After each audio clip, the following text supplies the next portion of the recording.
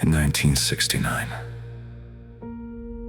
newspapers in the San Francisco Bay Area started receiving letters from a killer who described attacks and called himself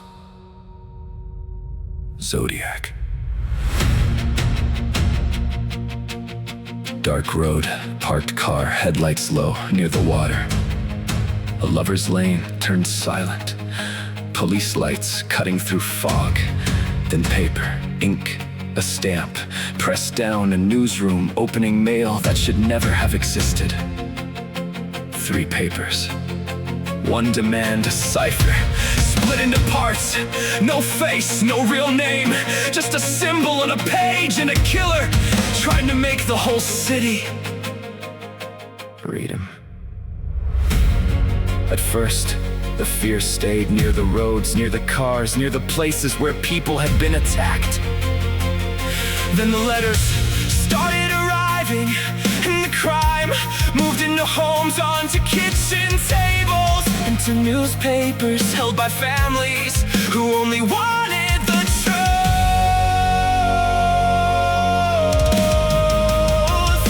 The letters kept arriving like the crime scene had a voice. One more page, one more symbol, one more city without a choice. He wrote letters describing the killings, describing the killings like fear was something to sign. He wrote letters describing the killings and hid himself behind every line.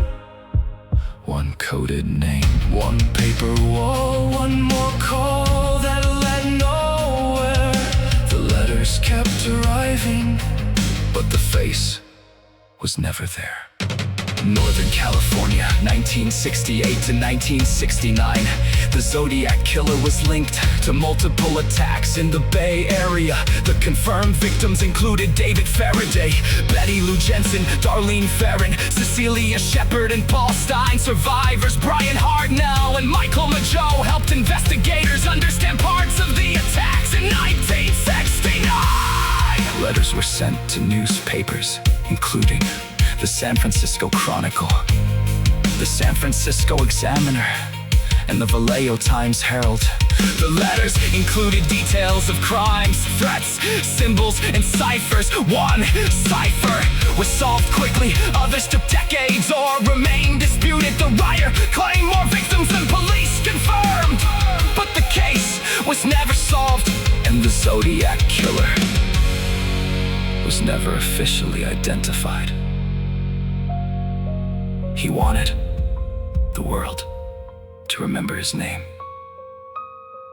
but the letters remember the victims too. The letters kept arriving like the crime scene had a voice. One more page, one more symbol, one more city without a choice. He wrote letters describing the killings, describing the killings like fear was something to sign. He wrote letters describing the killings and hid himself behind every line. The file closes. On a newspaper desk, a folded letter and a cipher still staring back with no face behind the name.